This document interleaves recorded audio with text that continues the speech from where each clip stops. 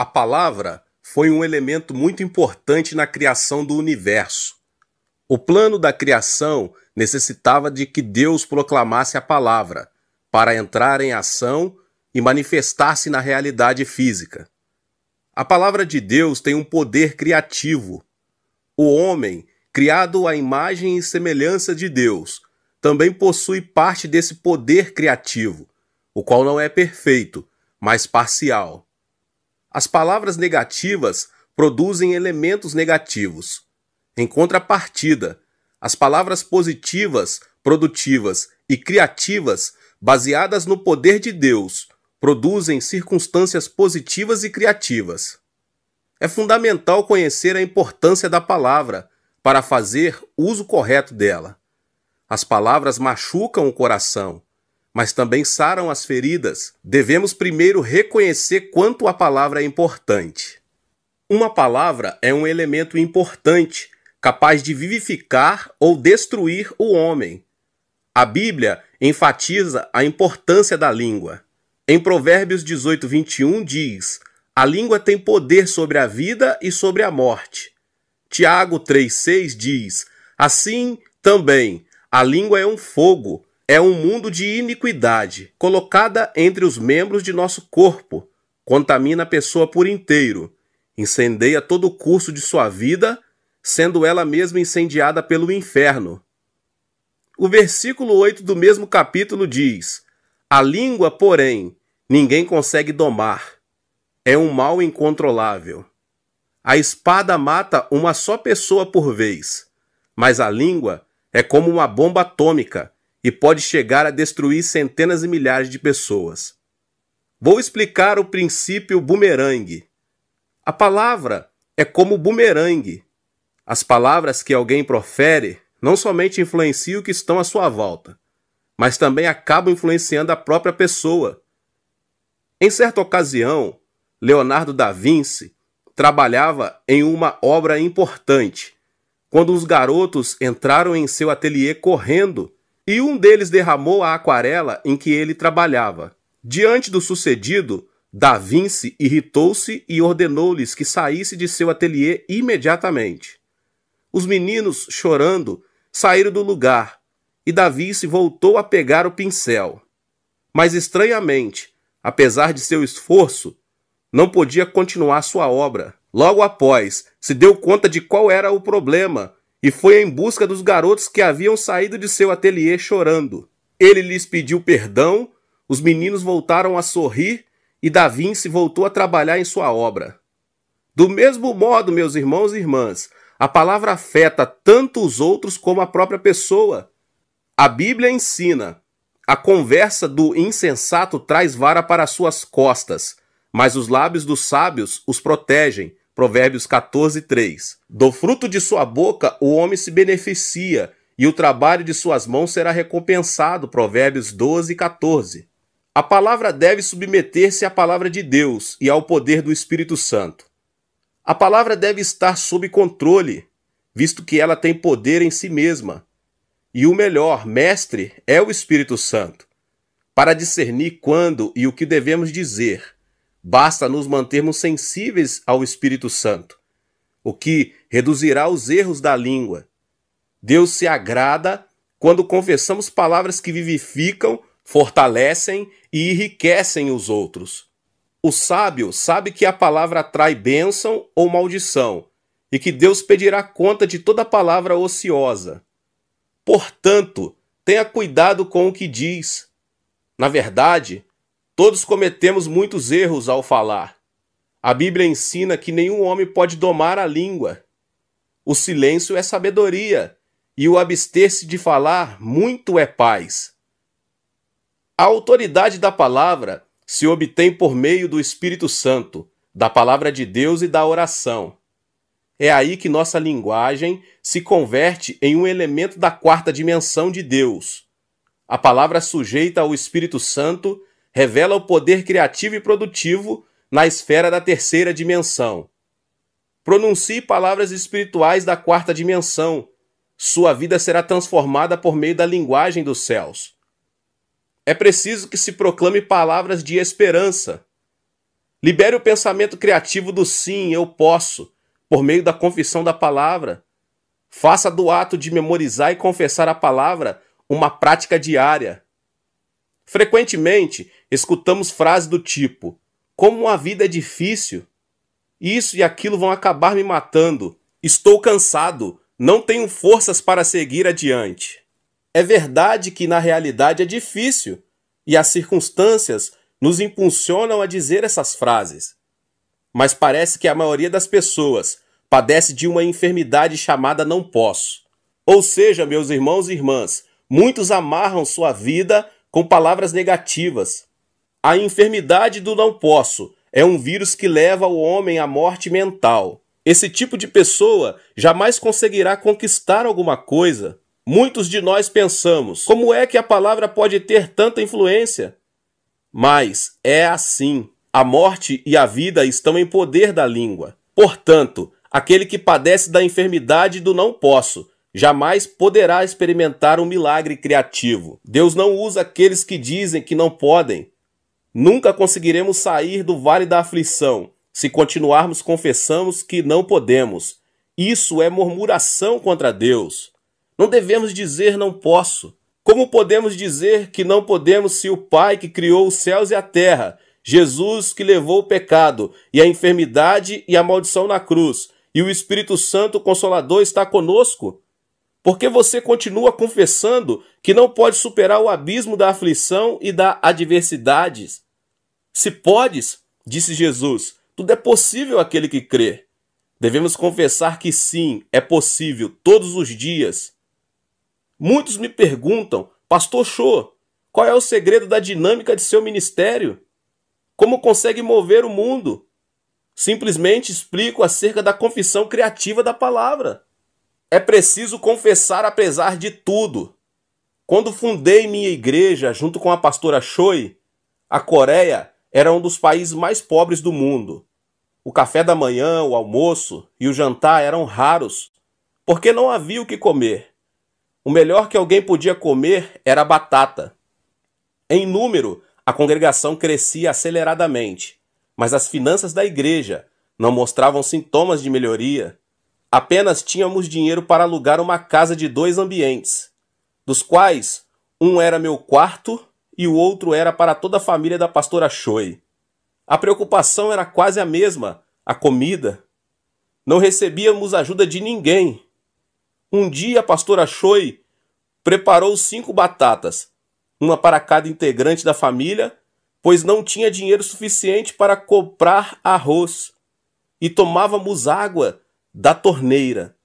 Eram dias em que todos guardávamos silêncio e à noite íamos para a cama muito cedo. A pastora Choi costumava não dormir, orava com lágrimas durante toda a noite e se dirigia à igreja pela madrugada para orar em línguas. As batatas eram maravilhosas, mas era insuportável comer batatas 3 vezes por dia. Eu senti que meu corpo se debilitava. Foi em um desses dias que, repentinamente, senti como um manancial de fé que brotava dentro de mim. Senti que devia confessar com a boca a fé do Espírito Santo. Parei em frente ao espelho e, fazendo com força com os punhos, disse, olhando para mim mesmo: Yong-Cho, você não é pobre. Yong-Cho, você é rico. Sua igreja vai crescer para 1000 membros no próximo ano. Yong-Cho, você padecia de tuberculose, mas preste atenção agora. Por acaso não está saudável? Yong-Cho, sua fé move montanhas. Para aquele que crer, tudo é possível. De repente, senti que alguém me escutava. Abri a porta e era a pastora Choi.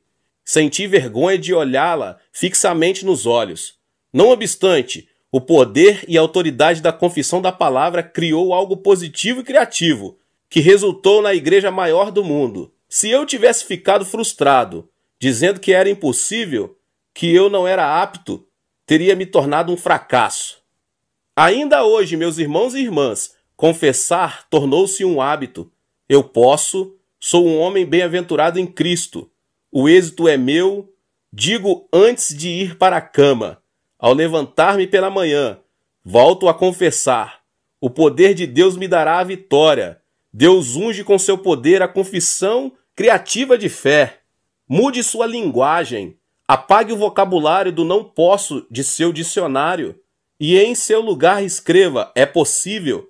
Voltarei a me levantar, apesar das circunstâncias. Livre-se dos julgos por meio da confissão da palavra e encha sua vida de palavras criativas e produtivas. Não cesse de confessar, porque Deus o revestirá da autoridade da palavra e fará um grande milagre em sua vida. Transformará circunstâncias de desesperança em circunstâncias positivas. Sua vida será transformada e sua nação será vivificada. É preciso que você libere sua fé por meio da confissão da palavra. A palavra é um elemento chave na guerra espiritual. Libere sua fé por meio da confissão da palavra. Nunca deixe de confessar. As circunstâncias serão transformadas. Creia. O pastor Stanley Jones, missionário na Índia, é um famoso por sua fé positiva. Ele é um reconhecido escritor, missionário e evangelista. Jones viveu uma vida saudável até os 89 anos de idade, quando passou a sofrer de paralisia. Durante meses ficou paralítico, sem poder mover-se nem falar. Um dia, pediu à enfermeira que falasse por ele e dissesse: em nome de Jesus de Nazaré, levante-se e ande. Por causa da paralisia, pediu à enfermeira que fizesse a confissão de fé em seu lugar. Cada vez que a enfermeira vinha ver o pastor Jones, dizia: em nome de Jesus de Nazaré, levante-se e ande. O pastor respondia: amém. O povo zombava dessa confissão. Todavia, o pastor Jones sabia quão poderosa é a confissão com a boca. Um dia, acompanhado por algumas enfermeiras, dirigiu-se ao monte Himalaia e, com a ajuda delas, confessou: em nome de Jesus de Nazaré, levante-se e ande. Em pouco tempo, Jones, já um ancião, foi curado completamente de sua paralisia. Esse é o poder da confissão da palavra. É necessário liberar a fé por meio da confissão com a boca. A enfermidade pertence à terceira dimensão, ao passo que a confissão pertence à quarta dimensão. É fundamental, meus irmãos e irmãs, confessar a palavra de fé e transmitir essa fé a outros, pois é essa confissão que transforma as trevas em luz, a morte em vida, o vazio em algo que existe. Agora você pode avaliar quão importante é conceber sonhos, orar por fé e confessar a palavra? A confissão da palavra é o que libera nossa fé. É o poder que causa uma transformação criativa em nossa vida. Por isso, confesse sua fé com a boca. Devemos confessar com os lábios que somos salvos. Romanos 10, 9 e 10 diz: se você confessar com sua boca que Jesus é Senhor e crer em seu coração que Deus o ressuscitou dentre os mortos, será salvo. Pois com o coração se crê para a justiça e com a boca se confessa para a salvação. Isso significa que a atitude de crer com o coração é suficiente para alcançar a salvação. Deve-se confessar: recebo Jesus Cristo como meu Salvador para receber a salvação, porque é a palavra que produz o milagre criativo. Mateus 10, 32, 33 diz: quem, pois, me confessar diante dos homens, eu também o confessarei diante de meu Pai que estás nos céus. Mas aquele que me negar diante dos homens, eu também o negarei diante de meu Pai que está nos céus. Enfim, confessar e negar, a morte e a vida estão em poder da língua. Ouça agora atentamente o testemunho de um dos membros de minha igreja. Há alguns anos, a irmã Jung desmaiou repentinamente. A princípio, pensou-se que se tratava apenas de um sintoma de gripe, mas ela acabou entrando em um estado de coma. Conseguiu recuperar-se cerca de 9 dias depois, mas os médicos detectaram um câncer linfático terminal. Jung começou a arrepender-se de seus erros e do pecado e pediu a Deus que lhe desse uma nova oportunidade de servir-lhe. Os tratamentos químicos não deram resultado positivo, o que obrigou o médico a comunicar a situação à família para que preparassem o funeral.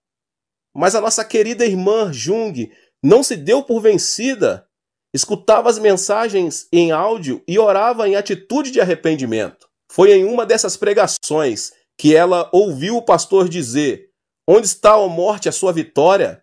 Onde está, ó morte, o seu aguilhão? 1 Coríntios 15, 55. Essa passagem impactou seu coração e ela começou a entrar em guerra espiritual, confessando pela fé: isso mesmo, onde está, ó morte, a sua vitória? Onde está, ó morte, o seu aguilhão? Fui curada em nome de Jesus Cristo. Venci a morte pelo sangue de Jesus. Ó morte, fora, em nome de Jesus. Cada vez que a enfermeira ia aplicar-lhe uma injeção, a irmã Jung clamava: fui curada pelas chagas de Jesus. Dias depois, ela recebeu minha oração em um evento evangelístico, sentiu o calor do Espírito Santo que a curava e voltou ao hospital com grande alegria. Quando voltaram a fazer os exames, os médicos não conseguiram detectar nenhum câncer e concordaram que se tratava de um milagre. Não só isso, seu esposo incrédulo e toda a sua família receberam Jesus como Salvador. Aleluia! A confissão da palavra é poderosa, meus irmãos e irmãs. O cristão se distingue do incrédulo porque pode fazer guerra contra a morte. O incrédulo, ao contrário, não conta com uma arma para contrapor-se à morte. Como cristão, essa arma é nada menos que a palavra de Deus. A palavra é a espada do Espírito Santo. É por meio da palavra que conseguimos vencer a batalha. Ordene pela fé. Uma vez que você tenha um pedido específico a fazer, é tempo de começar a orar. Ordene por fé, sempre e quando Deus lhe der convicção da resposta à sua oração. Deus Pai, obrigado por me haveres curado. Completa a tua obra. Obrigado por tua cura. Minha família foi salva. Agora é o momento de confessar o que não é como se fosse e ordenar ao monte: monte, saia do lugar e atire-se ao mar. Enfermidade, fora. Incredulidade, fora. Maldição, vá embora. Pobreza, nunca mais. Deus começa a trabalhar quando nós ordenamos pela fé. Disse Deus: haja luz e houve luz. Haja o firmamento, e assim foi. Ajuntem-se num só lugar as águas que estão debaixo do céu, e apareça a parte seca, e assim foi. Cubra-se a terra de vegetação, plantas deem sementes, e árvores cujas frutas produzem sementes de acordo com as suas espécies, e assim foi. O Senhor Jesus Cristo também cumpriu sua obra, dando ordens com sua palavra. Seus pecados são perdoados. Tome o seu leito e vá para sua casa. Espírito imundo, saia. Lázaro, venha para fora. Foi por meio da voz de comando que ocorreu o milagre criativo. O pedido não produz um milagre criativo. Portanto, uma vez que tenha concebido convicção de que sua oração foi respondida, você deve confessar o que não é como se fosse e ordenar. Enfermidade, fora. Minha família começará a congregar na igreja já. Haverá trabalho. A bênção vem. A glória chega. Lembre-se de que pode haver uma diferença de tempo entre a fé e a manifestação do milagre. Se simplesmente conseguimos crer, confessar e ordenar, superando a lacuna do tempo e espaço, o que confessarmos será feito. Não se percebe à primeira vista. Todavia, vivemos lutando diariamente contra as forças demoníacas. Em 1 Pedro 5, 8, 9 diz: estejam alertas e vigiem. O diabo, o inimigo de vocês, anda ao redor como leão, rugindo e procurando a quem possa devorar.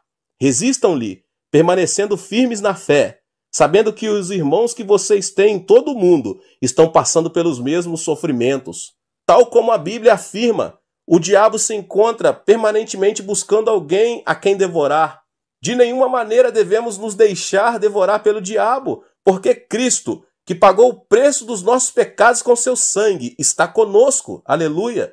Não devemos retroceder, mas sim avançar proclamando a palavra de Deus com os nossos lábios. É preciso confessar palavras criativas de êxito.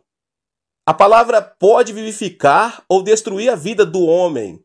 Portanto, confesse palavras que comovam o coração de quem as ouve e que produzam grande êxito e alegria.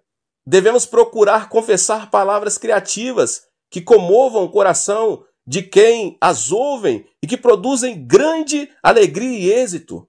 Porque segundo o que temos dito será feito.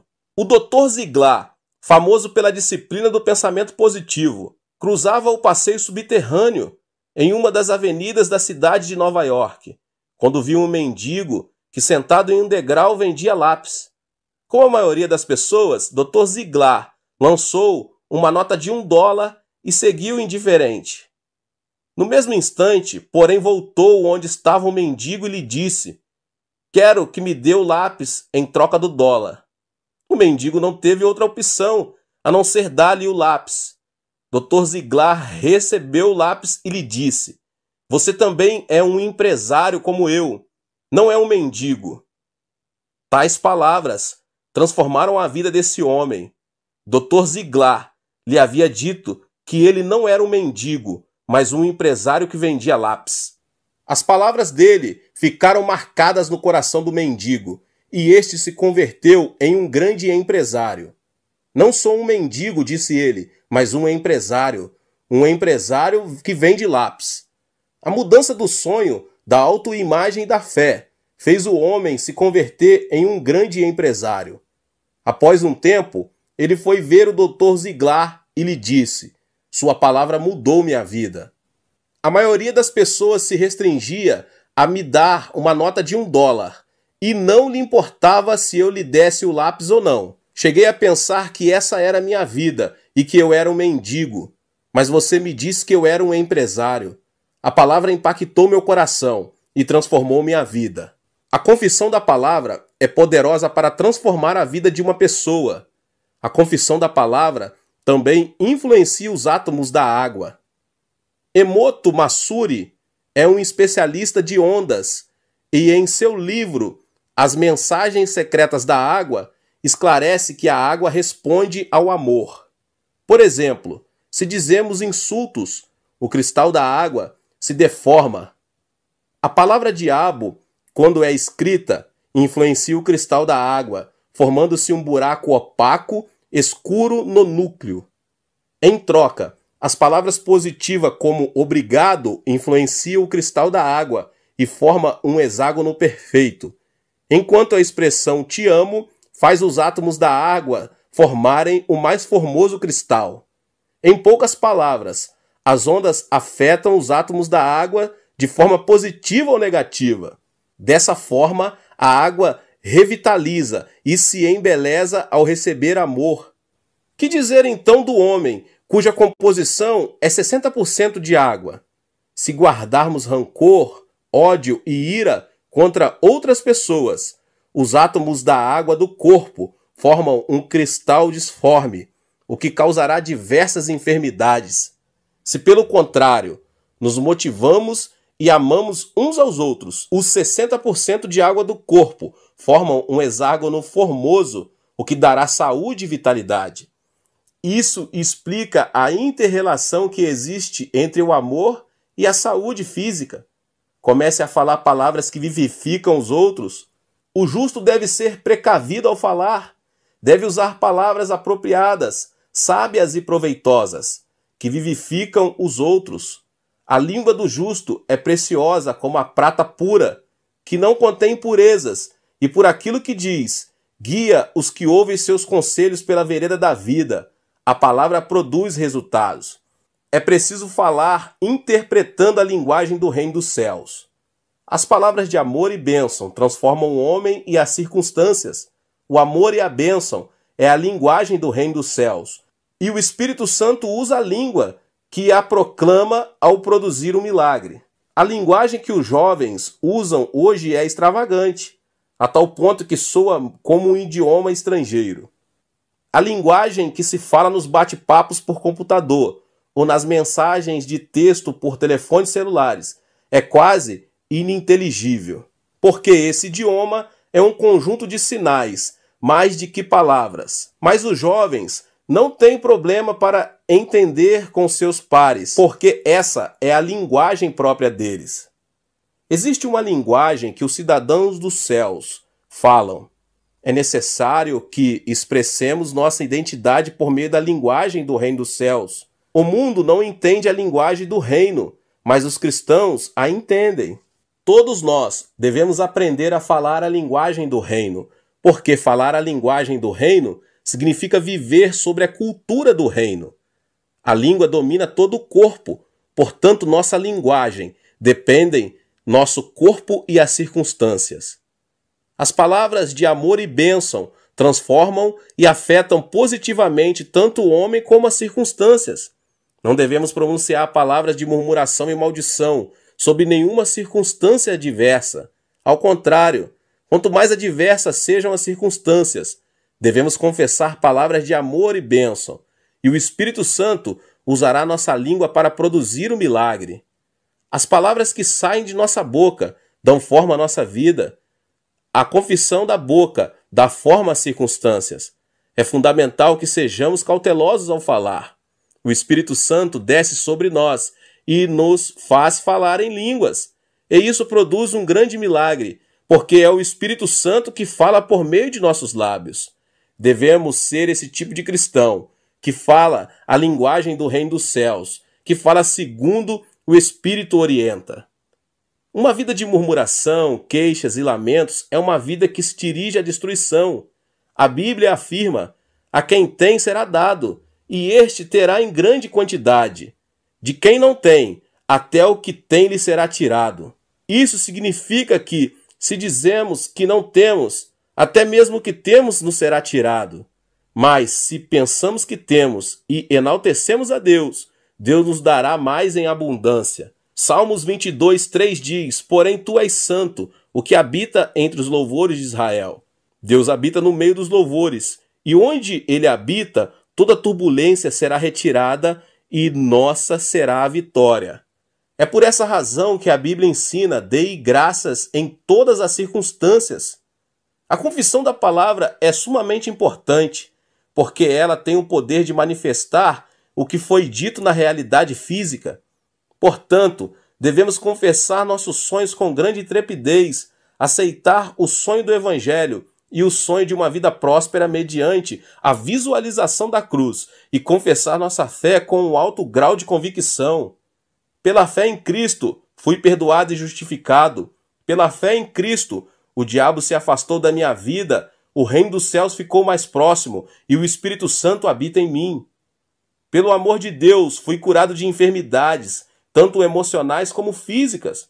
A vida abundante junto às águas de repouso, que se conquista mediante o evangelho da salvação e da prosperidade, é possível quando conseguimos transformar nossa fé em realidade. A fé é uma substância existencial que se manifesta quando entra em ação e é confessada. É aí que, apesar das adversidades, confessamos que Jesus levou todas as nossas aflições e por ele prosperaremos em todas as coisas, assim como prospera nossa alma, crendo na promessa do sangue da cruz. A prova, a aflição, a turbulência acontecem porque é por meio dessas adversidades que Deus modela nosso vaso, a fim de que contenhamos tudo o que Ele preparou para nós. A aflição presente também é uma antecipação do galardão que haveremos de receber. A palavra é o elemento da quarta dimensão, que mais de perto está ligada à nossa vida cotidiana, já que a palavra é o que melhor reflete o sentido da realidade. É por meio da palavra que conhecemos a mentalidade, a fé e o sonho de uma pessoa. É por essa mesma razão que a palavra ocupa o quarto lugar dos 4 elementos da quarta dimensão. A Bíblia ensina: e caiu na armadilha das palavras que você mesmo disse, está prisioneiro do que falou, Provérbios 6:2. A palavra está à frente do juízo de Deus. Uma simples palavra é muito importante. O Senhor Jesus disse: mas eu lhes digo que no dia do juízo os homens haverão de dar conta de toda palavra inútil que tiverem falado, pois por suas palavras vocês serão absolvidos e por suas palavras serão condenados. Mateus 12, 36, 37. Deus julga o homem segundo o que os seus lábios dizem, ou seja, a palavra é a chave que distingue o justo do ímpio. Deus escuta todas as nossas falas, conhece nossos monólogos e discerne nossos pensamentos mais íntimos. Nossos lábios devem ser lábios de bênção e, para isso, devem ter como fundamento a autoridade da palavra de Deus. Meus irmãos e minhas irmãs, suas vidas serão transformadas à medida que vocês confessarem uma linguagem criativa baseada na fé, em o nome de Jesus. Que Deus abençoe a vida de cada um que ouviu essa palavra aqui Você que chegou aqui talvez pela primeira vez, se inscreva no canal e ative o sininho das notificações para você não perder nenhum vídeo, tá bom? Todos os dias são postados vídeos abençoados aqui. Não esqueça também de deixar o seu like e de compartilhar este vídeo com as pessoas que você mais ama. Deus te abençoe e nos vemos nos próximos vídeos. Pastor David Poyong Cho. A mentalidade da carne é morte, mas a mentalidade do espírito é vida e paz. Romanos 8:6. A mentalidade pode ser dividida em duas partes: o pensamento da carne e o pensamento do espírito. A Bíblia ressalta quanto é importante viver segundo o pensamento do espírito e não no pensamento da carne. Em Romanos, no capítulo 8, diz: quem vive segundo a carne tem a mente voltada para o que a carne deseja. Mas quem vive de acordo com o Espírito tem a mente voltada para o que o Espírito deseja.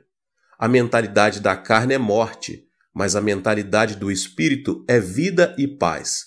A mentalidade da carne é inimiga de Deus, porque não se submete à lei de Deus, nem pode fazê-lo.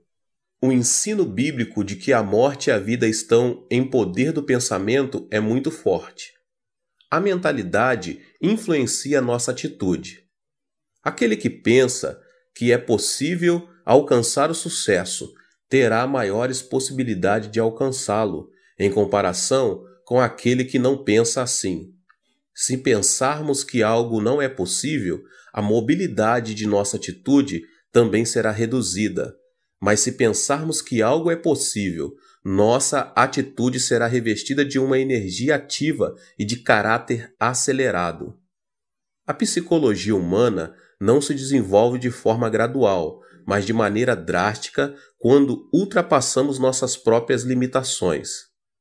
Houve um tempo em que se acreditava que era impossível percorrer uma milha em 4 minutos. Os atletas mais destacados da época não eram capazes de reduzir o tempo de 4 minutos para percorrer uma milha, que equivale a 1,6 quilômetros. Entretanto, esse recorde foi quebrado pelo atleta inglês Roger Bannister. Conta-se que Roger experimentou diversas formas e estratégias para quebrar o recorde mundial e nunca deixou de pensar que era possível conseguir algo melhor, procurando modificar sua maneira de correr durante vários meses. Em 1954, Roger foi o primeiro atleta que rompeu a barreira dos 4 minutos. A partir daí, as corridas de média distância deram início a um novo período de desenvolvimento. Entretanto, os demais atletas não tentaram mudar este estilo de correr. O que Bannister fez foi mudar a mentalidade de não é possível para sim, é possível. Essa mentalidade é que produz uma mentalidade de atitude. Acreditar que é possível conseguir algo abre uma nova possibilidade para uma atitude diferente. A mentalidade influencia o nosso corpo. Ao imaginar uma cena que vimos num filme ou lemos um livro, jornal ou revista, ocorre uma reação física em nosso corpo. Por exemplo, uma imagem cômica nos faz sentir mais leves e ativos. Uma imagem de um filme de terror acelera os batimentos cardíacos, ao passo que uma imagem romântica causa excitação. É por esse motivo que os esportistas primeiro disciplinam mentalmente, para depois dar início ao treinamento físico. Existe uma forte inter-relação entre a mentalidade e a reação física. Os treinadores e preparadores físicos fazem todo tipo de esforço para motivar sua equipe. Os praticantes de tiro ao alvo se disciplinam mentalmente com a finalidade de obter calma e autoconfiança. Os atletas e nadadores são disciplinados a prever sua capacidade competitiva. Segundo estudos realizados, esse tipo de disciplina produz contração muscular no momento da competição. A atitude mental influencia também a saúde física. Uma pessoa que padece de câncer viverá de acordo com o seu pensamento sobre isso. Ou seja, aqueles pacientes que pensam constantemente em sua morte não vivem por muito tempo. o que é totalmente diferente daqueles que pensam positivamente e não perdem a esperança. A mentalidade produz resultados positivos quanto negativos. Ela é algo invisível aos nossos olhos. Entretanto, é um elemento importante da quarta dimensão que determina a terceira dimensão. Mude sua mentalidade e verá como sua vida será transformada como resultado dessa mudança. Há 4 passos para a mudança da mentalidade. O passo número 1: pense como Deus pensa. O otimismo incondicional é uma mentalidade humana. Incorpore a maneira de Deus pensar a sua por meio da meditação na palavra. Examine, esquadrinhe, arrependa-se e mude sua mentalidade por meio da oração. A mentalidade influencia a emoção, a atitude e também nosso corpo físico. O pensamento positivo é um elemento que pertence à quarta dimensão humana, mas também não é uma chave mestra que soluciona todos os nossos problemas. Uma mentalidade forte se baseia na palavra, no espírito e em nossas orações. A palavra e a oração inspirada pelo Espírito Santo são elementos poderosos que transformam as circunstâncias da terceira dimensão, pois o Espírito as vê a partir de uma perspectiva negativa, positiva e neutra, com a finalidade de chegar a uma nova alternativa e conclusão. Devemos procurar ter uma mentalidade subordinada a Deus e não uma mentalidade humana. Aplique a palavra de Deus à sua mentalidade. A palavra tem um poder gigantesco. Todas as coisas, além de todos os milagres e prodígios, foram produzidos pela palavra de Deus. Jesus fez uso da palavra para vencer a tentação do diabo no deserto. Uma transformação extraordinária acontecerá em sua vida, se tão somente conseguirmos aplicar a palavra poderosa de Deus à nossa mentalidade. Uma mudança extraordinária acontecerá em nossa vida, se tão somente conseguirmos aplicar a palavra poderosa de Deus à nossa mentalidade. Devemos nos aproximar da palavra, mas não nos contentarmos somente em lê-la. Precisamos usar a palavra como arma poderosa quando mais necessitarmos dela. Contudo, para isso temos de memorizá-la. A palavra é uma arma mais poderosa de guerra espiritual contra as potestades demoníacas. É importante estabelecer um plano, memorizar uma vez e depois novamente. Não se esqueça de seguir esse processo de aprendizagem, pois dessa maneira terá em suas mãos a espada do Espírito Santo. O passo seguinte é a meditação. Como é feliz aquele que não segue o conselho dos ímpios, não imita a conduta dos pecadores, nem se assenta na roda dos zombadores. Ao contrário, sua satisfação está na lei do Senhor, e nessa lei medita dia e noite. Salmos 1, 1 e 2. A meditação nos ajuda a entender e aplicar a palavra em nossa vida diária. Esforce-se em meditar na palavra de Deus em todo tempo e lugar. Medite na palavra de Deus no momento em que estiver ouvindo, lendo, estudando e memorizando. E você verá que tanto sua mentalidade como sua fé aumentarão a cada dia. Foi comovente ler o livro que um dos professores da escola bíblica de minha igreja escreveu.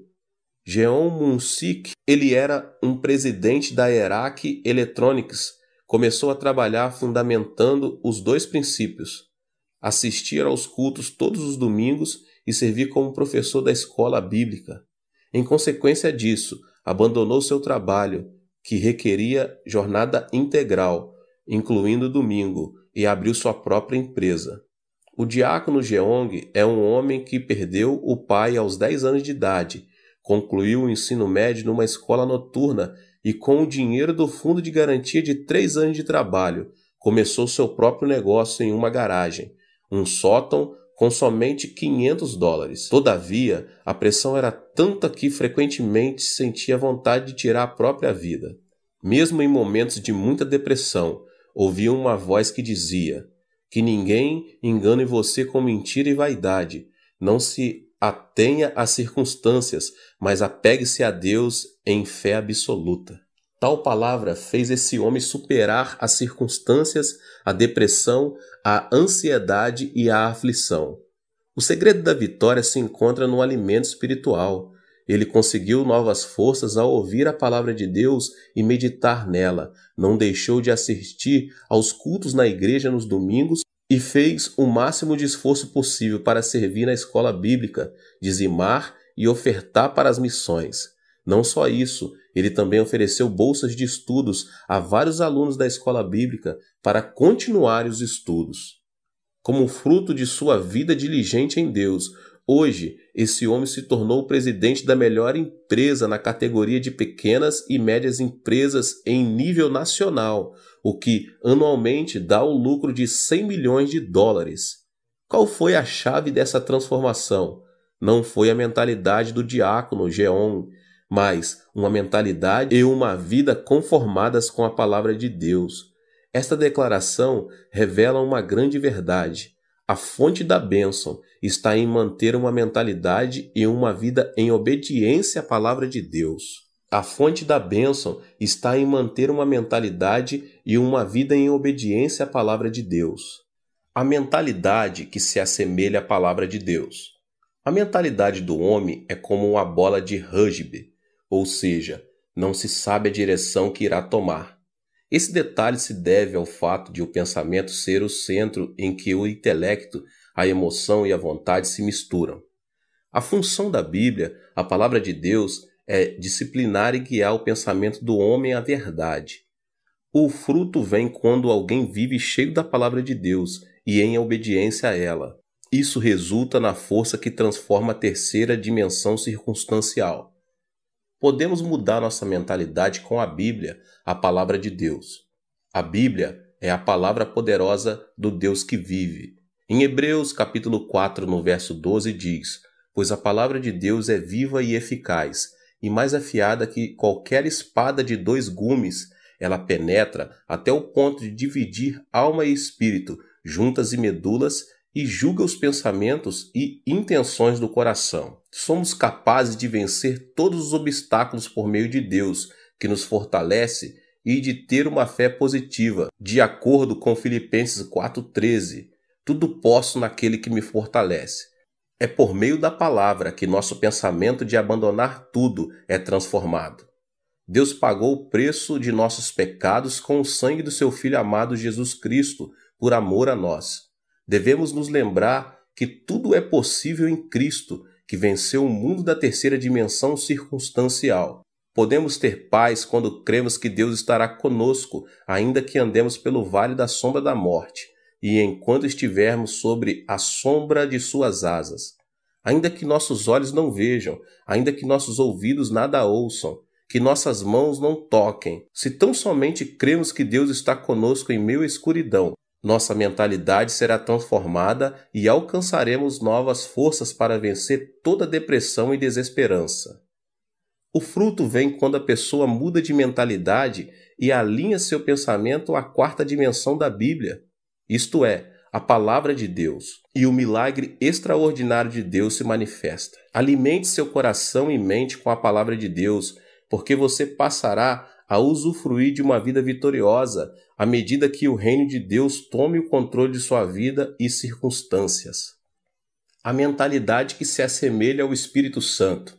Quando recebemos Jesus Cristo como nosso Senhor e Salvador, o Espírito Santo vem habitar em nós. Recebemos então o batismo do Espírito Santo e a plenitude do Espírito que nos enche de alegria. Os discípulos viveram algo que jamais haviam experimentado em sua vida, quando o Espírito Santo desceu no dia de Pentecostes, no local onde costumavam se reunir. Por meio dessa experiência, renovaram a fé e o amor para servir fielmente a Jesus Cristo. Nosso coração precisa estar cheio de alegria para trabalharmos com ânimo e superarmos qualquer tipo de adversidade. Não se pode conseguir nada sem alegria e ânimo. O Espírito Santo, porém, enche-nos de júbilo, o qual produz coragem e alegria. A alegria e a coragem derramadas pelo Espírito nos motivam a pregar o Evangelho, apesar das circunstâncias adversas. Pedro, por 3 vezes havia negado o Mestre. Converteu-se em um líder logo depois de ter recebido o Espírito Santo e ganhou 3.000 almas num só dia. No dia seguinte, ajudou um aleijado de nascença que estava mendigando na porta do templo a andar e levou 5.000 pessoas a arrepender-se de seus pecados. A coragem do Espírito Santo faz que tenhamos temor ao proclamar o Evangelho, para a vida ou morte, para êxito ou fracasso, para crescimento ou declínio, não por nossa força, mas por obra do Espírito Santo. Os discípulos de Jesus eram pescadores e publicanos que o povo depreciava. Mas logo depois de serem cheios do Espírito Santo, uma alegria renovadora começou a fluir do coração deles. A mentalidade de fracasso passou a ser uma mentalidade de ousadia, coragem e fidelidade, e isso os impeliu a pregar o Evangelho em Jerusalém, Judéia, Samaria, Roma e até os confins da terra.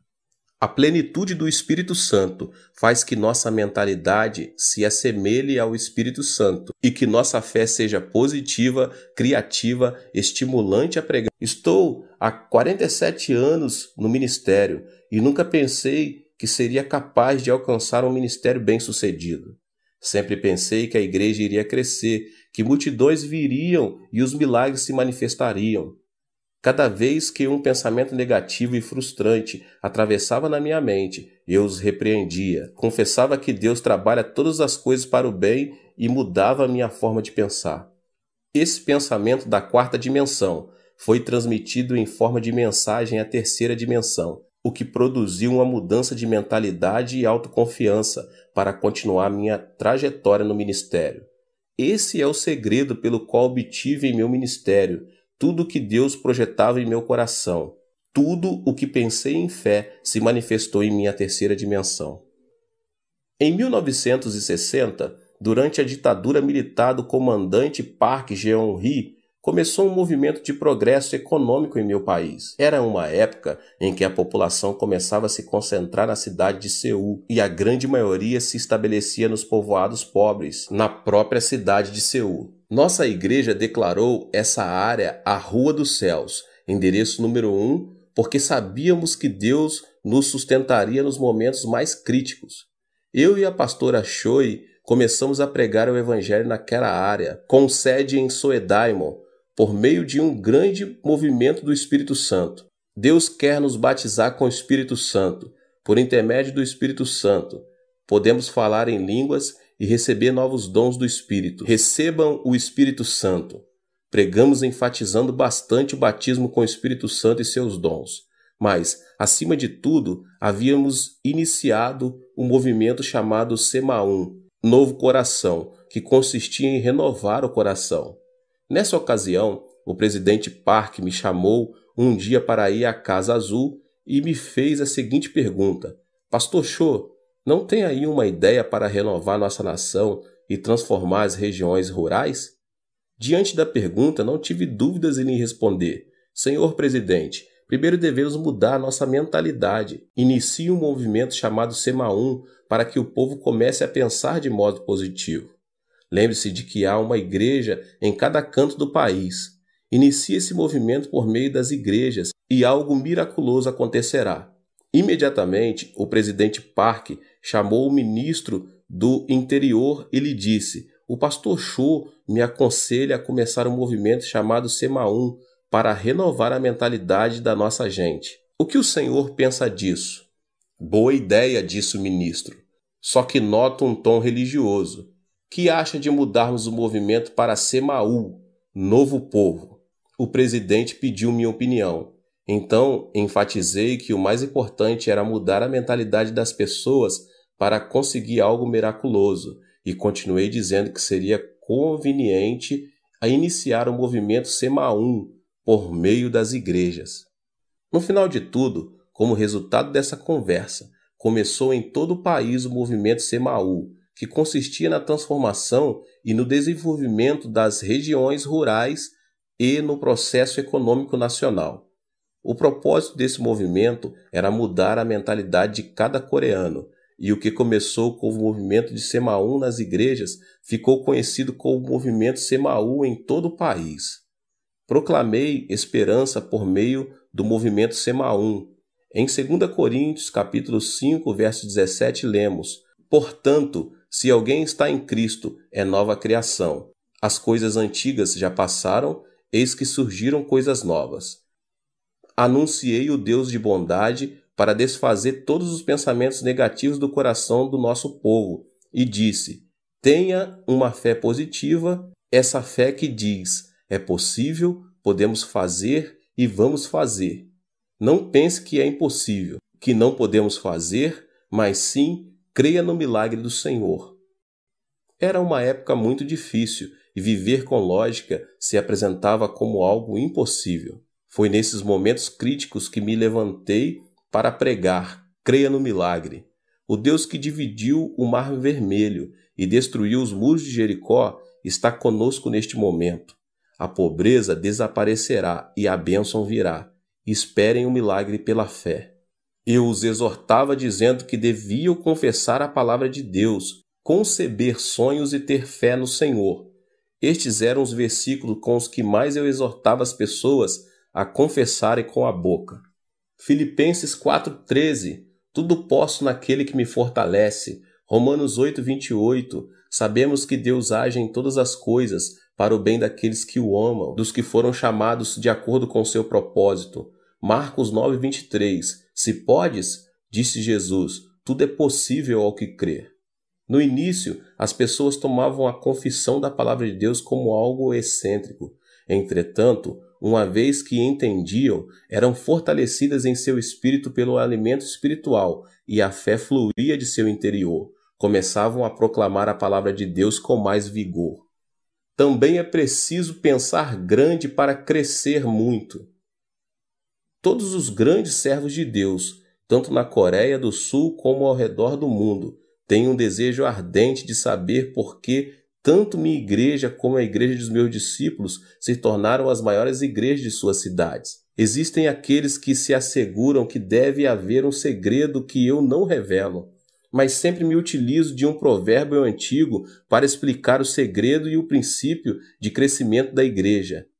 Ele diz o seguinte: dos grandes bambus saem os grandes bambus. A estrutura do pensamento de meus discípulos é grande, isso porque cresceram observando a magnitude de meu ministério. Chegaram a pensar grande porque pensaram grande, projetaram e aprenderam minha filosofia pastoral. O pensamento se caracteriza por desenvolver-se, ou seja, não é estático. Meus discípulos aprenderam a pensar grande, observando uma igreja e um ministério grande. O desenvolvimento do pensamento se correlaciona diretamente à quantidade e à qualidade do pensamento. Isso se deve ao fato de o pensamento do homem possuir um poder criativo. Com isso, não quero dizer que o ministério deve ser julgado segundo seu tamanho. As igrejas pequenas das zonas rurais também estão debaixo da vontade e soberania de Deus. Mas quero, sim, afirmar que a magnitude do pensamento determina nossa realidade física. Em outras palavras, existe uma maior possibilidade de quem pensa pequeno obter frutos pequenos e de que quem pensa grande obter frutos grandes. O que é fundamental aqui é a pessoa ser positiva e ativa em procurar desenvolver seu pensamento da quarta dimensão dentro da esfera dos seus sonhos. Pensar grande não resulta automaticamente em um grande fruto. O pensamento é apenas um começo. A seguir, deve haver uma ação que o sustente. Por exemplo, um agricultor não deve esperar uma colheita abundante sem ter semeado. Se deseja colher, primeiro deve semear.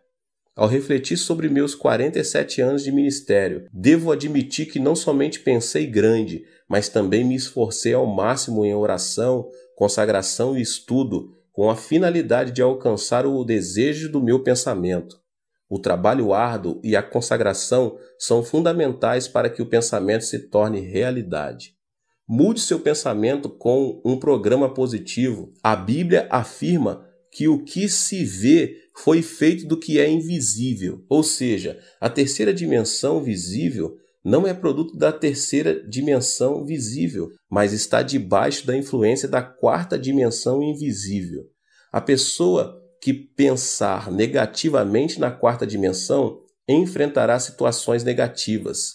Em contrapartida, a pessoa que pensar positivamente irá deparar com boas obras, segundo o seu pensamento. Nosso corpo é uma habitação onde está o computador da quarta dimensão. Um dos elementos que programam esse computador é o pensamento. A mentalidade produz ondas do mundo da quarta dimensão que influenciam a terceira e acabam imprimindo resultado em nossa vida. O que obtemos impresso é consequência do programa que instalamos. Por exemplo, um programa que contenha tristeza e doença transmitirá programas de doença e tristeza, tanto em nosso corpo como em nossa vida, elementos que pertencem à terceira dimensão.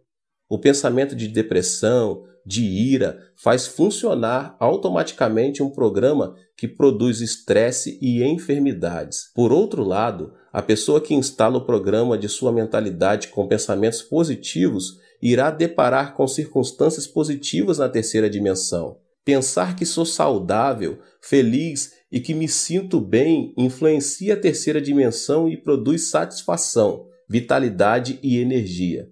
Também é importante ter uma mentalidade afirmativa, a qual consiste no pensamento positivo de confessar que algo é possível.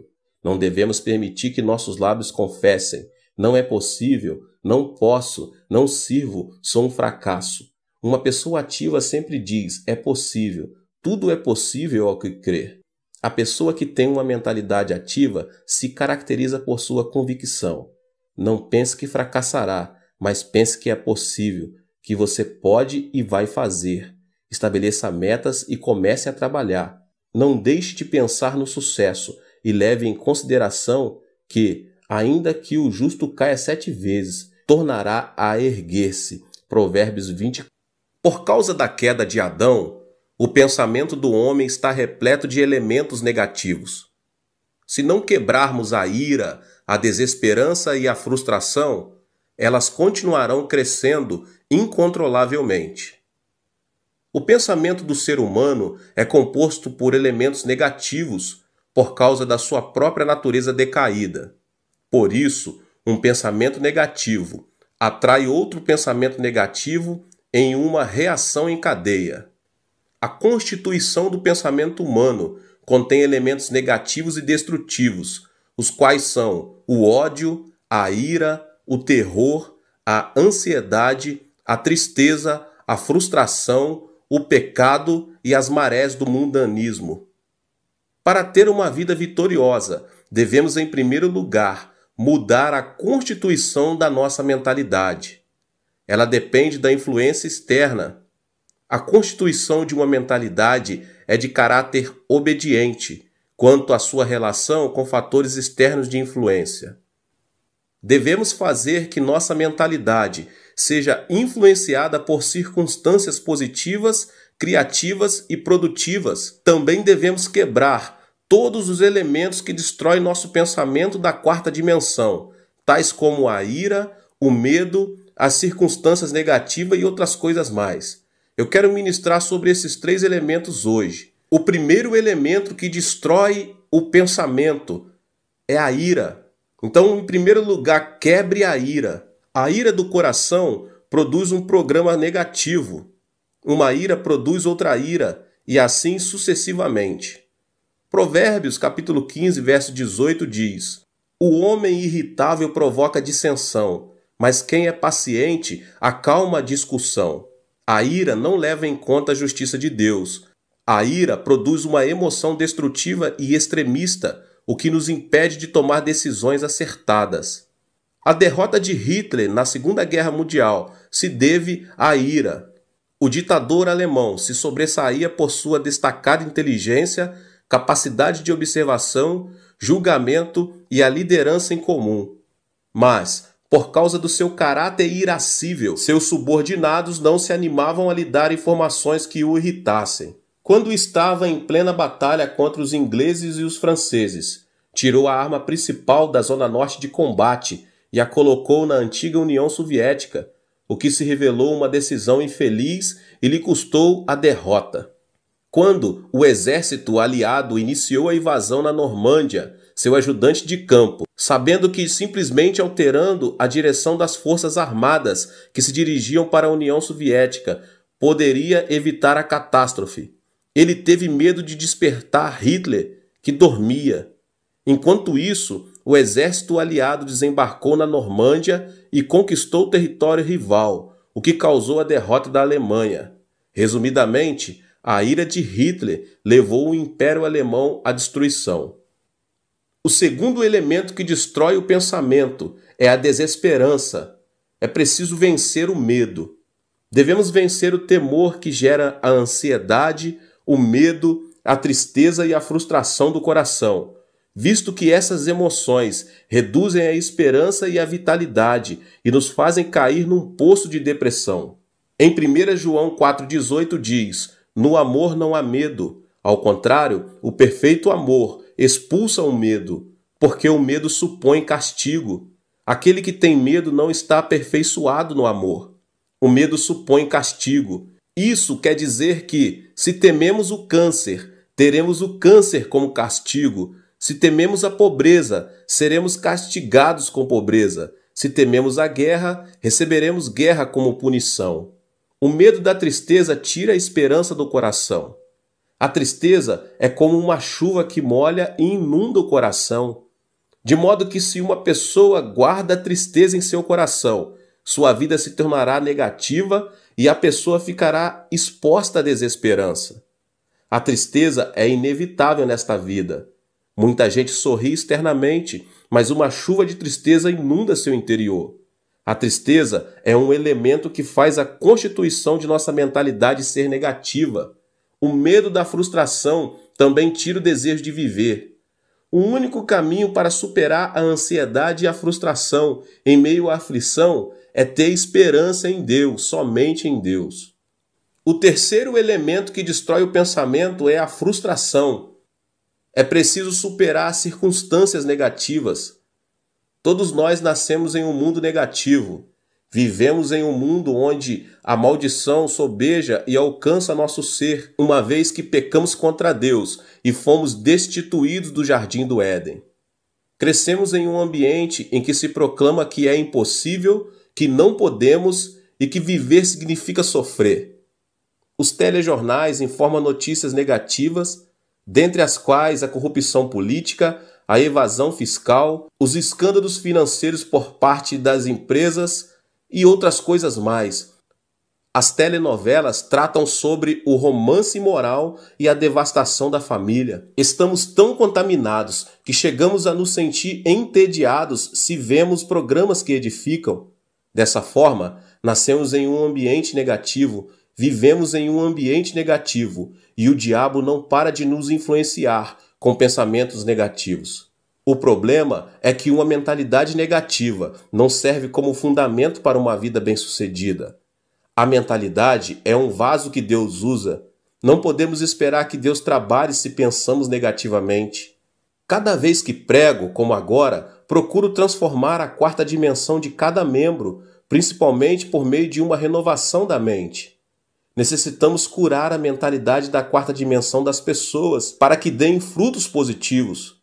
Uma mentalidade que necessita de cura não pode ver a vida de maneira positiva e criativa. O barco da vida está destinado ao naufrágio, a menos que a pessoa se deixe se ater à sua própria impotência e à desesperança das circunstâncias. Não existe uma pessoa no mundo que não seja capaz. O problema está em a pessoa supervalorizar sua limitação, com pensamentos negativos e cair, dessa forma, em um abismo de depressão. Mas aquele que supera as circunstâncias e pensa positiva, ativa, criativa e produtivamente, comerá o fruto de seu pensamento. Existe uma marcante diferença entre a situação visível e a realidade. As muralhas da cidade são enormes, seus habitantes parecem gigantes e parecemos gafanhotos comparados a eles. Além disso, a terra parece ser um deserto. A situação visível, porém, pode ser muito distinta da realidade. Por exemplo, à primeira vista, a terra parece ser plana, mesmo quando observada de um monte alto. Por essa razão, os homens da antiguidade diziam que não era aconselhável distanciar-se demais de seu território, e quando viajavam de barco, que não deviam se afastar muito da costa. Isso porque preconcebiam que na beira do plano havia um abismo. Todavia, a realidade é totalmente distinta. Atualmente, todos sabemos que a Terra é redonda. Sendo assim, a situação visível nem sempre coincide com a realidade. A Terra parece permanecer estática. Isso se deve ao fato de ela não oscilar nem vibrar bruscamente ao ponto de percebermos. No entanto, a Terra está em movimento de rotação sobre seu próprio eixo e dá voltas ao redor do Sol a uma velocidade incrível, apesar de não observarmos nem sentirmos que isso está acontecendo. Podemos experimentar um milagre quando abandonamos preconceitos e sentimentos e vivemos com uma mentalidade que supera as circunstâncias e os sentidos. A mentalidade é um elemento da quarta dimensão que precede as circunstâncias e os sentidos. Podemos superar as circunstâncias e ser transformados pela cruz de Jesus Cristo todos os dias. A cruz é o poder que ressuscita os mortos, a força que chama as coisas que não são como se já fossem, e o poder que transforma a desesperança em esperança. A mentalidade da quarta dimensão, que supera as circunstâncias e que se obtém por meio da cruz do Calvário, é a força motriz que transforma o pensamento. Eu sempre digo, pense no evangelho quíntuplo e na bênção tripla. Você é uma pessoa próspera. Pense na riqueza. Guarde o evangelho e o regozijo da prosperidade no depósito do seu pensamento. Sempre ensinei meus membros a pensar no evangelho quíntuplo e na bênção tripla. A Bíblia ensina a pensar em tudo que for puro, tudo que for amável, tudo que for de boa fama. Filipenses 4:8. Por isso, nunca deixo de pensar no evangelho quíntuplo e na bênção tripla. Fui perdoado e justificado. Sou uma pessoa santa e cheia do Espírito Santo. Fui curado, fui liberto da maldição, recebi a bênção da vida eterna e nunca deixo de pensar que sou uma pessoa próspera e saudável, assim como prospera a minha alma. A confissão da palavra significa que, se enchemos a quarta dimensão com vitória, êxito, riqueza e prosperidade, será isso mesmo que se manifestará no plano tridimensional.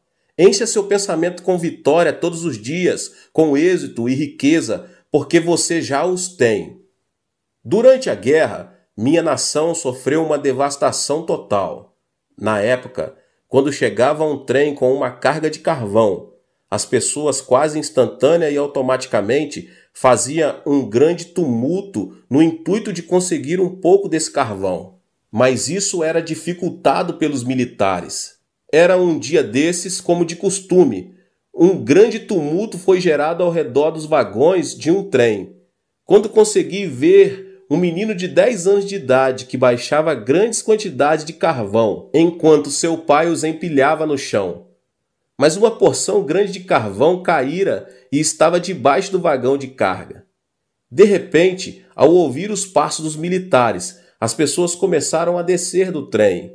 Foi então que, no intuito de ficar com essa grande porção de carvão, o menino enfiou-se debaixo do vagão, até que se ouviu um ruído do movimento do trem. As pessoas começaram a gritar. No entanto, ninguém se arriscava a se aproximar do trem para salvar a vida do menino. Então, de repente, um homem correu em sua direção. Era seu pai. O homem conseguiu tirar o menino, mas não pôde sair a tempo, e o acidente lhe custou a vida. Morreu instantaneamente. Mesmo agora, quando penso naquele incidente, tenho uma sensação de terror. O pai do menino, sabendo que morreria em questão de segundos, logo depois de tirar o filho, fez sinal com a mão para que ele se afastasse o mais distante possível. O trem arrancou e o pai do menino morreu. Pensei, por que esse homem salvou a vida do menino, sabendo que poderia vir a morrer? Ele não poderia continuar vivendo e ter outros filhos? Porque deu a vida por seu filho. Eu era apenas um aluno da escola secundária e não conseguia entender o que os pais sentem por seus filhos. Mas hoje que sou pai de 3 filhos, posso entender o porquê. Não existe uma teoria ou lógica que explique o amor de um pai. O amor é mais forte que a morte e impulsiona a pessoa a dar a vida por seu filho. Aquele homem sacrificou a vida por amor a seu filho, mesmo tendo a possibilidade de manter-se indiferente e assim salvar-se. O mesmo acontece com Deus. Deus, por amor a nós, quis nos salvar, mesmo pagando um preço muito alto. Por isso enviou seu Filho amado Jesus Cristo. Foi Deus mesmo quem encarnou e morreu na cruz. Podemos ser corajosos ao compreender o amor de Deus, e esse Deus está conosco. É isso que representa a transformação da mente na esfera da quarta dimensão. Ou seja, existe um fundamento sólido sobre o qual podemos afirmar que nada é impossível para Deus, e experimentaremos vitórias e milagres ao dar passos de fé e dissermos: tudo é possível. Meus irmãos, a ressurreição de Cristo é o fundamento da nossa riqueza. Qual é o argumento de nossa riqueza, baseados no qual podemos confessar que somos prósperos? O fundamento é a morte e a ressurreição de Cristo. O amor de Deus foi revelado por meio da cruz, pois a cruz revela o coração de Deus, que nos amou de tal modo que deu seu Filho Jesus Cristo por nós. Toda frustração e desesperança são lançadas fora, se tão somente abraçarmos a cruz. A cruz desfaz a morte e o Hades, faz resplandecer sobre nós a glória da ressurreição. A esperança e a riqueza da morte e ressurreição da cruz transformam a água amarga da frustração e da desesperança em água doce. Romanos 8, do 35 ao 39 diz: quem nos separará do amor de Cristo? Será tribulação ou angústia, ou perseguição, ou fome, ou nudez, ou perigo, ou espada? Como está escrito: por amor de ti enfrentamos a morte todos os dias, somos considerados como ovelhas destinadas ao matadouro. Mas em todas estas coisas somos mais que vencedores por meio daquele que nos amou, pois estou convencido de que nem a morte, nem os anjos, nem demônios, nem o presente, nem o futuro, nem quaisquer poderes, nem altura, nem profundidade, nem qualquer outra coisa na criação será capaz de nos separar do amor de Deus que está em Cristo Jesus, nosso Senhor. Da mesma forma, o poder e a glória da ressurreição de Cristo Jesus transformam a água amarga da desesperança em água doce. Mostrarei agora a você o primeiro elemento da quarta dimensão. Nossa vida depende de nossa mentalidade, meus irmãos, se pensarmos na carne ou no espírito. Para colher fruto santo, devemos primeiro ser guiados e subjugados pelo Espírito Santo. Esse é o segredo da vitória. O Espírito é quem nos dá vida e paz. Nossos desejos são realizados à medida que aprendemos a pensar juntamente com o Espírito Santo. Lembre-se de que o pensamento é um fator de influência. Devemos estabelecer uma comunhão íntima com o Espírito Santo, reconhecer que Ele é Senhor, para que nossa mentalidade esteja sob sua influência. Em segundo lugar, temos de expressar nosso pensamento em forma de oração, que é o sistema respiratório espiritual e o canal de comunicação com Deus. A oração, meus irmãos, é um elemento poderoso que atrai o pensamento da quarta dimensão à própria realidade. Tudo o que pedirmos a Deus em oração, confiando a Deus nossas petições, resultará em uma resposta, porque Deus é soberano. A oração, meus irmãos, é uma ação da terceira dimensão, mas por sua vez é uma realidade que move a quarta dimensão. Deus dotou o homem com o privilégio de comunicar-se com ele, e isso se dá por intermédio da oração. A oração que coincide com a vontade e o pensamento de Deus é o poder que move o coração de Deus. Em terceiro lugar, devemos colocar nossa mentalidade à palavra de Deus, a Bíblia. A mentalidade do homem é como uma bola de rugby que se distingue por sua imprevisível direção.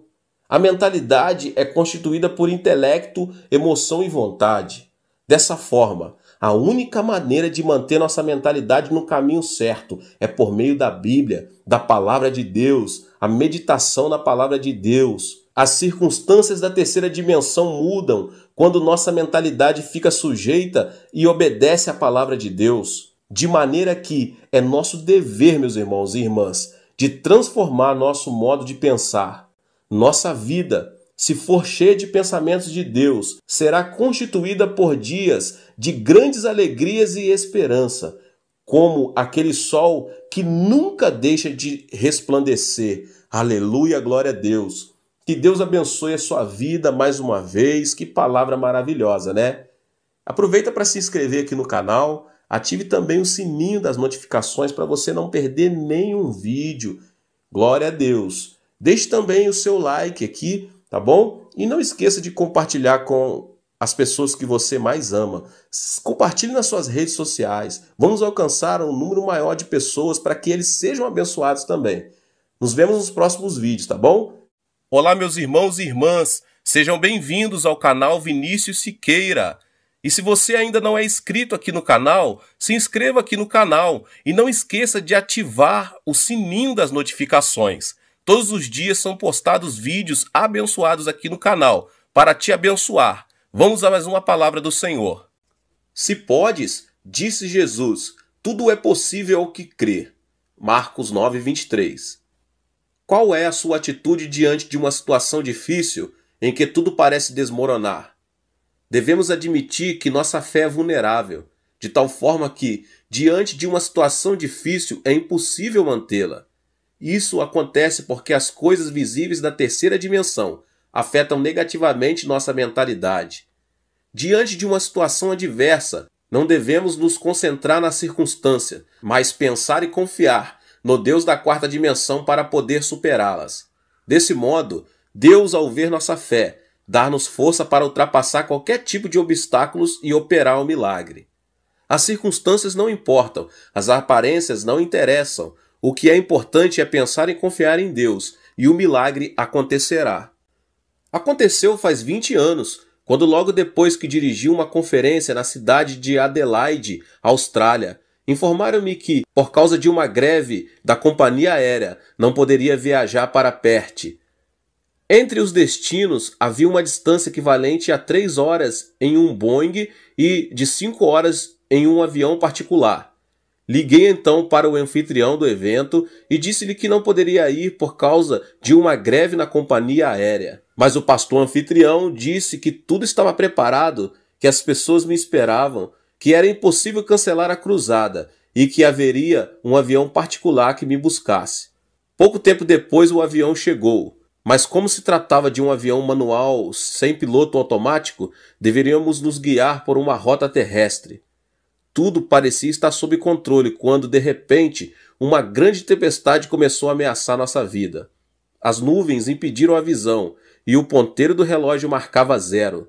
Tudo era escuridão e nossa visão não conseguia distinguir absolutamente nada. Ao ver que não podia continuar pilotando, o piloto, na tentativa de não perder a direção, tentou captar a frequência dial e me disse: "Preciso que você controle a alavanca de comando."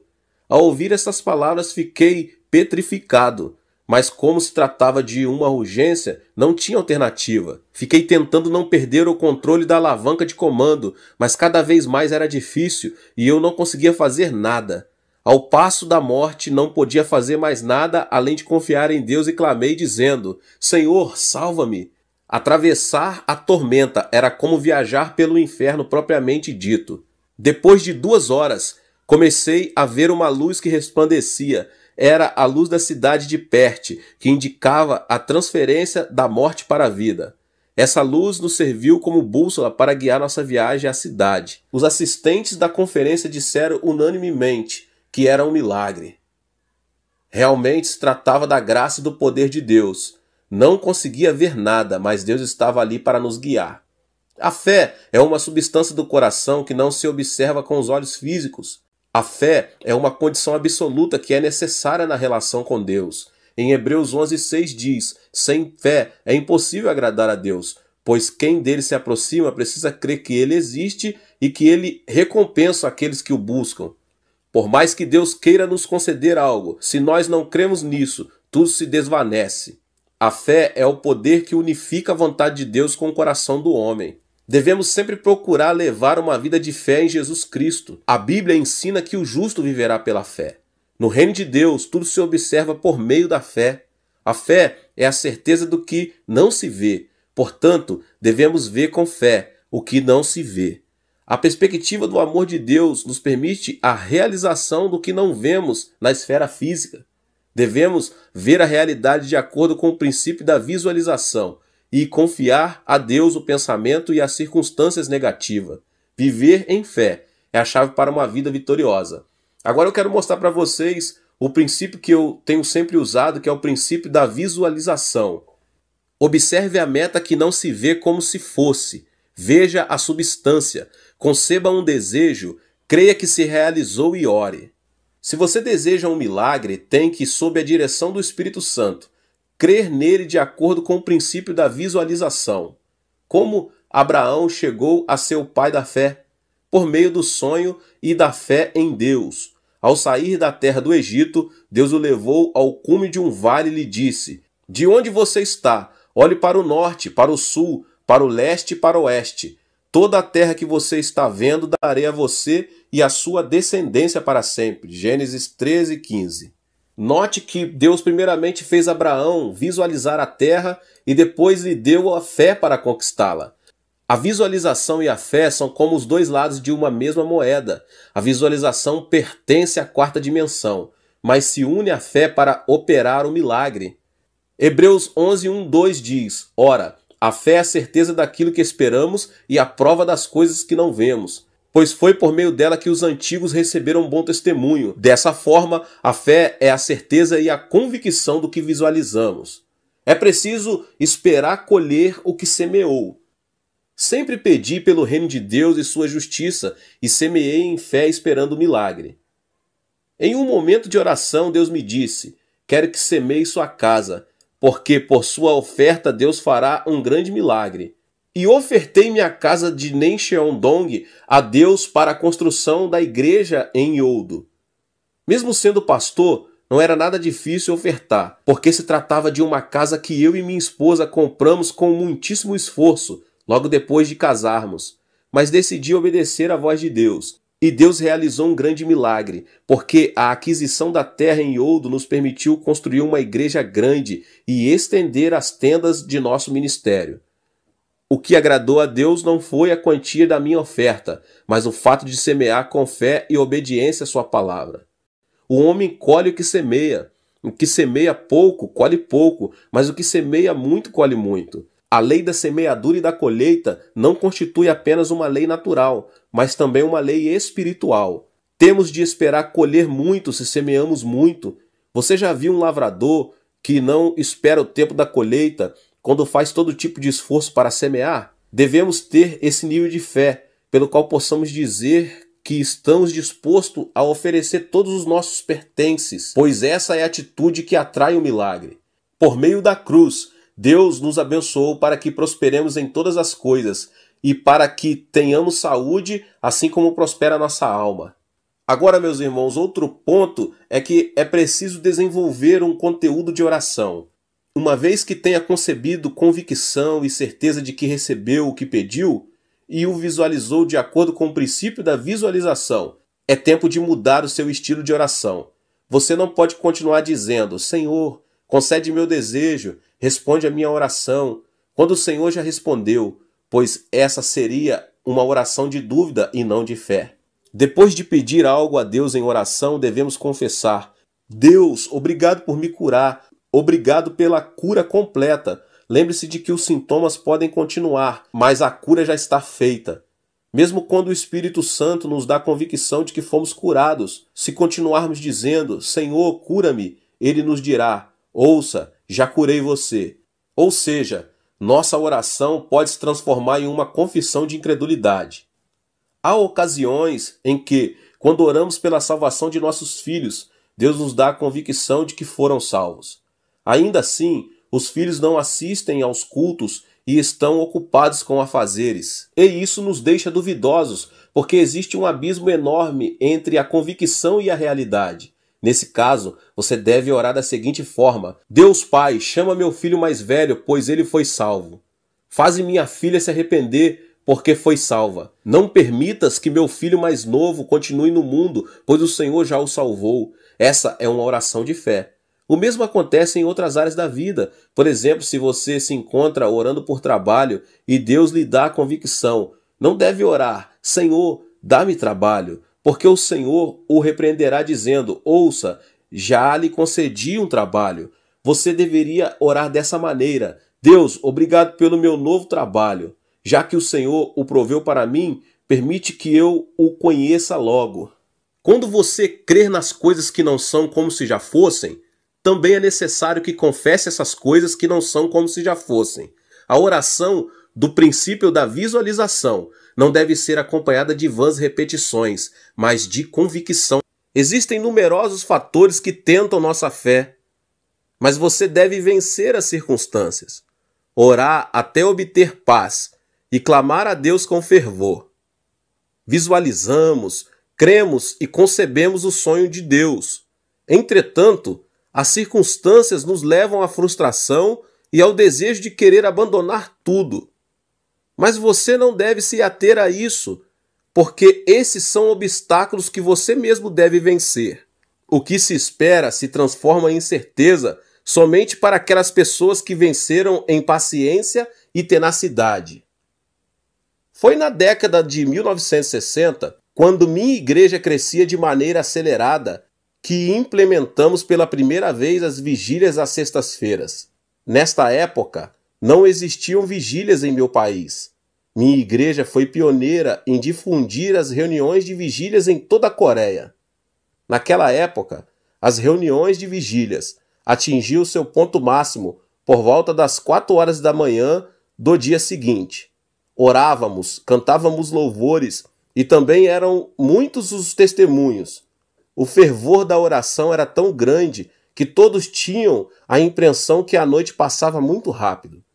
Lembro-me de que multidões se aproximavam da igreja para orar, recebiam cura divina e eram cheias do Espírito Santo. Foi em uma dessas reuniões que logo depois de orar pelos enfermos eu disse: há uma pessoa que foi curada de úlcera gástrica. De repente, um jovem se colocou em pé e gritou dizendo: pastor, sou eu. Sou eu quem foi curado de úlcera. Eu creio, mas é difícil crer. Essa última frase me chamou a atenção. Dizer que para ele era difícil crer era uma confissão sincera. O mesmo acontece com cada um de nós. Há ocasiões em que confessamos crer, mas para nós é difícil crer, porque a fé não é manipulável. Muito menos se trata de uma sensação. A fé é algo que supera a sensação e as circunstâncias. O jovem era um estudante da Universidade Yonsei que, por causa da úlcera, vomitava sangue e se encontrava a um passo da morte. Clamava a Deus por sua cura, mas o problema era que crer era difícil para ele. Orei para que minha fé pudesse de alguma forma ser transmitida a ele. Impus as mãos sobre ele e comecei a orar com muito fervor. Eu sabia que primeiro deveria mudar a 4ª dimensão do jovem, pois ele necessitava pensar e crer na cura, sonhar com o futuro e confessar a palavra. O jovem foi curado e tornou-se um grande homem de fé. Ingressou no Instituto Bíblico e hoje é um destacado pastor de uma igreja presbiteriana. Apesar de nosso esforço para preservar a fé e viver por ela, o senso comum e o conhecimento do mundo nos levam às sombras da frustração. As circunstâncias continuam aprisionando nossa vida, por mais que nos apeguemos à palavra de Deus e esperemos por um milagre. No entanto, temos de superar tais circunstâncias, porque Deus nos deu força para vencê-las. Você também pode se tornar um vencedor. A Bíblia nos ensina que devemos crer que recebemos tudo o que pedimos em oração. Todavia, há ocasiões em que é difícil crer. E aí está o problema. Você tem de orar até crer que recebeu o que pede em oração. Mas lembre-se de que existe uma parede de gelo que impede o acesso à fé, em crer que já recebemos a resposta à oração. É necessário romper com esse gelo, e ele não se rompe com um vento frio, mas com o calor da oração. É o calor da oração que consegue descongelar a parede de gelo. O motivo pelo qual muitas pessoas se frustram e não alcançam paz nem convicção é porque não conseguem romper esse gelo. É quando o gelo é quebrado que podemos estender a mão para receber a resposta da oração e desfrutar da convicção e paz. Em Mateus 7, 7 e 8 diz: peçam e lhes será dado, busquem e encontrarão, batam e a porta lhes será aberta, pois todo o que pede recebe, o que busca encontra, e aquele que bate, a porta será aberta. Jesus nos prometeu que nos responderia em uma escala muito maior do que o que pedimos ou entendemos. Devemos orar até obter convicção. E logo depois de haver rompido o gelo, temos de crer e confessar que recebemos o que pedimos. Isaías 55, 6 e 7 diz: busquem o Senhor enquanto é possível achá-lo. Clamem por ele enquanto está perto. Que o ímpio abandone o seu caminho e o homem mau os seus pensamentos. Volte-se ele para o Senhor, que terá misericórdia dele. Volte-se para o nosso Deus, pois ele dá de bom grado o seu perdão. O renomado pastor inglês Spurgeon disse: a oração é puxar a corda para baixo a fim de que o sino do céu soe nos ouvidos de Deus. Ou seja, existe um sino sob o ouvido de Deus, e se puxamos a corda para baixo, Deus escuta e responde às nossas orações. A oração da fé é o canal que transforma a desesperança absoluta em esperança absoluta. Há pessoas que criticam a atitude de orar em alta voz, mas a palavra de Deus diz em Jeremias 33:3: clama a mim e eu responderei, e lhe direi coisas grandiosas e insondáveis que você não conhece. Clamar significa orar em alta voz. Salmos 145:19 diz: ele realiza os desejos daqueles que o temem, ouve os gritos por socorro e os salva. Devemos orar, clamar até obter convicção e paz no coração. Deus responde às nossas orações quando clamamos com um desejo ardente. Vivemos em um mundo cheio de ansiedade e frustração. Mas descarregue a ansiedade e confie a Deus o pensamento negativo e o temor. Ponha seus olhos em Deus. O Senhor Jesus teve compaixão daqueles homens que estavam sobrecarregados. Em um convite a uma vida leve e tranquila, disse: venham a mim, todos os que estão cansados e sobrecarregados, e eu lhes darei descanso. A carga de seu passado é pesada? A carga de sua vida é pesada? O jugo do diabo é pesado? A carga de sua enfermidade é pesada? A carga da sobrevivência é pesada? A carga da vida triste é pesada? A carga da morte é dolorosa? Não se preocupe, diz Jesus, não se sobrecarregue. Eu a tomarei sobre mim, visto que eu já levei sobre mim toda a carga na cruz. Você deve somente confiar, obedecer e descansar à sombra de minhas asas. Não é emocionante esse convite, meus irmãos e irmãs? Tenho o costume de trazer à memória o seguinte versículo bíblico, sempre que o medo atemoriza minha vida. Você não temerá o pavor da noite, nem a flecha que voa de dia, nem a peste que se move sorrateira nas trevas, nem a praga que devasta ao meu dia. 1000 poderão cair ao seu lado, 10.000 à sua direita, mas nada o atingirá. É o Salmo 91, versos 5, 6 e 7. A palavra de Deus é viva e eficaz. A terra e os céus passarão, mas a palavra de Deus permanecerá para sempre. A palavra age ainda hoje. Quando a conhecemos, cremos em seu poder. Quando a visualizamos e a confessamos. A sociedade coreana atravessa o vale da ansiedade. O medo da guerra oprime o coração do povo. O conflito que envolve a questão nuclear com a Coreia do Norte e a guerra do Iraque são alguns dos fatores que alimentam a tensão. Vimos a calamidade da guerra do Iraque, e isso causa uma tensão maior por causa do temor da possibilidade de uma guerra na Península Coreana. Procuramos aparentar paz, mas na verdade é impossível desfazer o temor da ansiedade. Outra questão é o conflito de ideias na área política, por causa da brusca mudança geracional. A geração jovem critica a geração adulta de conservadores, enquanto os adultos criticam a nova geração por ser extremamente reformista. Dessa forma, nosso país se dirige novamente para o caos e o conflito. Outro problema é a crise econômica. Disse que as exportações não caíram. No entanto, a economia do país se encontra em crise. A taxa de endividados, de desemprego e os presos estão em pleno aumento, o que provoca ansiedade entre os trabalhadores. Além do mais, uma epidemia não identificada de origem chinesa ameaça a vida de muitos sul-asiáticos e europeus.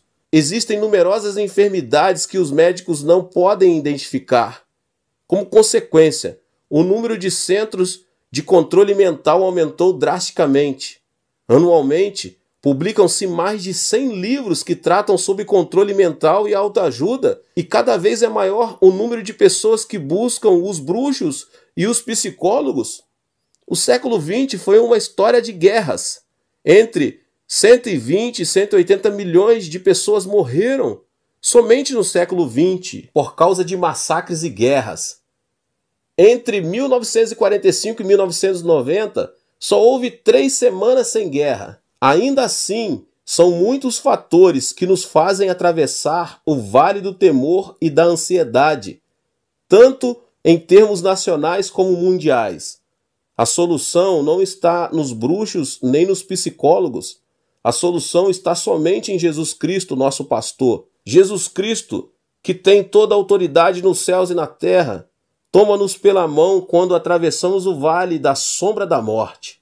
Tomados pela mão de Jesus Cristo, podemos atravessar pelo vale da sombra da morte, porque somente o Senhor pode guiar-nos com sua vara e seu cajado. A vara do Senhor representa a direção do Senhor. João 10,3 diz: o porteiro abre-lhe a porta, e as ovelhas ouvem a sua voz. Ele chama as suas ovelhas pelo nome e as leva para fora. O Senhor é o nosso pastor, e somos suas ovelhas. O Senhor conhece cada um de nós pelo nome, nos guia com sua vara e nos chama pelo nome. Aprenda a viver pela fé e a caminhar com Deus. Tenha um encontro pessoal com o Espírito Santo. Medite na palavra de Deus e tenha comunhão com homens de fé. Somos seres vulneráveis, porque o homem é um ser finito. Procuramos levantar-nos aqui e ali, mas tornamos a cair. Deus, no entanto, tem compaixão de nós e quer proteger-nos. Isso não é uma maravilha, meus irmãos?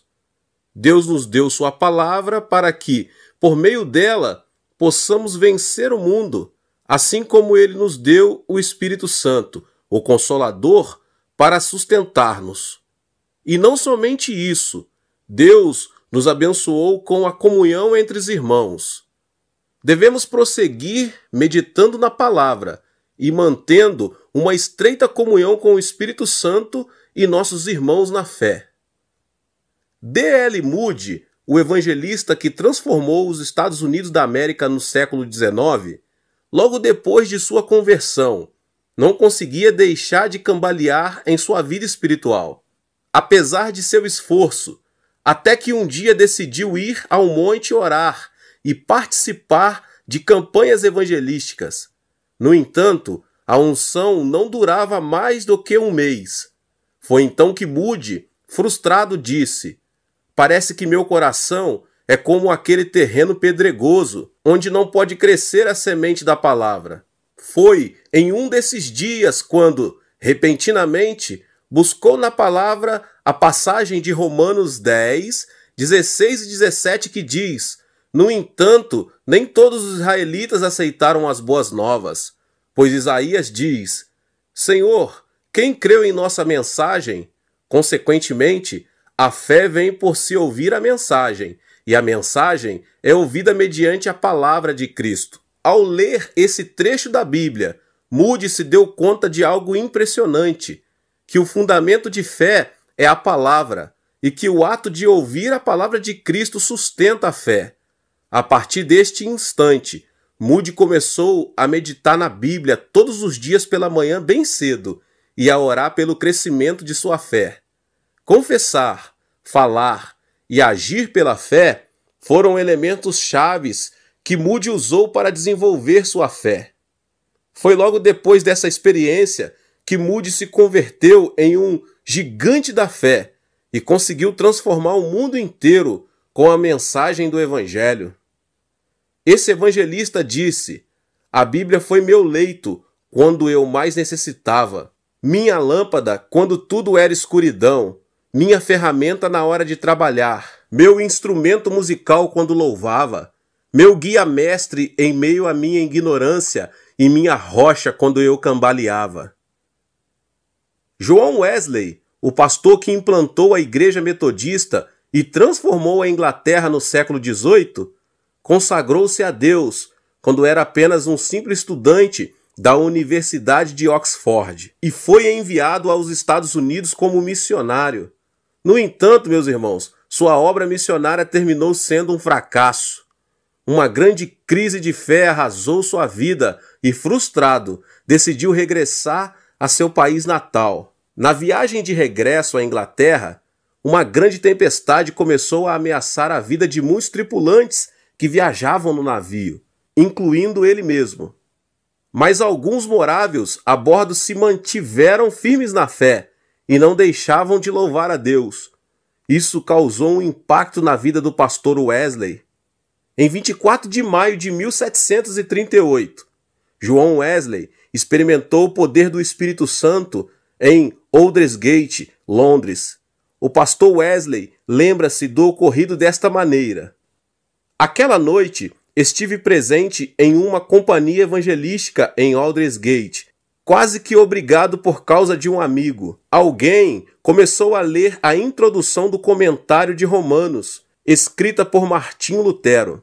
E passado 15 minutos das 9 horas da noite, meu coração começou a bater em meio a um fogo ardente, quando escutava o pregador falar que a fé em Jesus Cristo transformava nosso coração.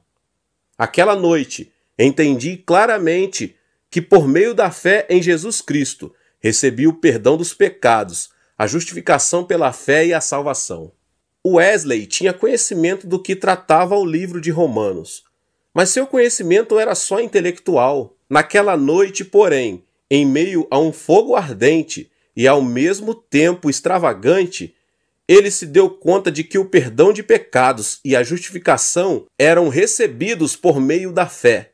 Uma luz iluminou seu espírito e uma alegria indescritível inundou seu coração. Depois dessa experiência, ele começou a transformar a Inglaterra com o Evangelho.